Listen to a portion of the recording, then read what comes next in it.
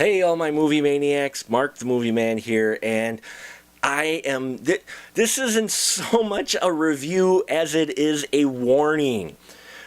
Do not grab films off the shelf based off of the title, off of the cover, and off of the rating alone. And in fact, the description, never mind that. This film is false advertising, and I'm talking about High School Exorcism, aka High School Possession, aka Lifetime movie that disguised itself as an R-rated horror film. I kid you not. Here we get a story of Chloe Mitchell, who is having a rough time at home. Her parents are split up. She walked in on her dad, and so she's really kind of messed up, and she thinks she's hearing things, and she thinks she's possessed.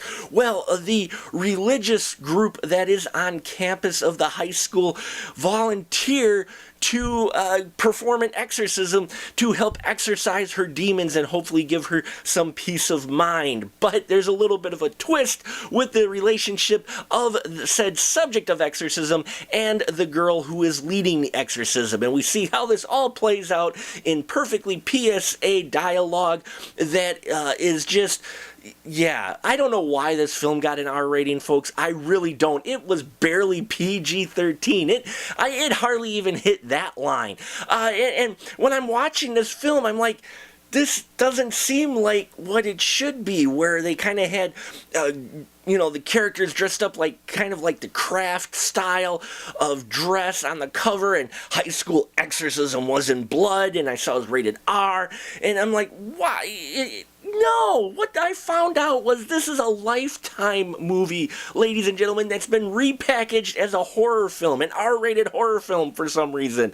Talk about false advertising, and yes, Lifetime, hook, line and sinker, you did get me. So a mission accomplished there with giving us a film that it is, don't get me wrong, teenage depression is a serious subject, okay? I'm going to put that out there right now, and it is very interesting how they approach that subject in this film by using the angle of her possibly being possessed, where you really get that she just has some very serious emotional issues because of what's going on at home.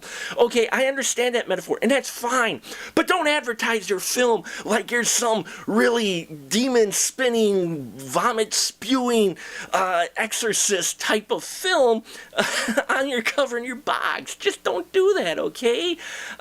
Folks, if you like Lifetime films, you'll probably enjoy this film. My wife watches a lot of Lifetime films. She gets a kick out of it, and I will say she made the correct prediction of how this film ended. I did not. I thought it was going to go one way, and she's like, nope, I've watched enough of these. This is what's going to happen, and by God, my wife was right. Yes, many times she was right. I can count on one hand how many times I've been right. But in any case, if you're looking for a Craft type of rated R, mature, demonic possession high school film, High School Exorcism ain't it. By any means, folks. There are some fantastic performances in here. Well, fantastic in that the actors do the best with the dialogue and the film that they have.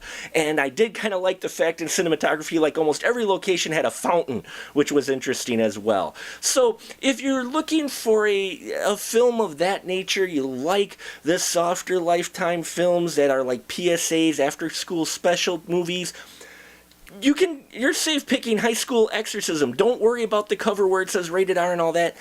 There's hardly any mature material in here, and and you'll get exactly what you see on the Lifetime movie channel. That'll about do it for us here on The Final Cut. If you have seen High School Exorcism, leave your comments down below. I will say that it's not, for a Lifetime film, it wasn't too bad, but for what I was expecting, it was a huge disappointment. Thank you so much. Make sure you subscribe and check out our other reviews.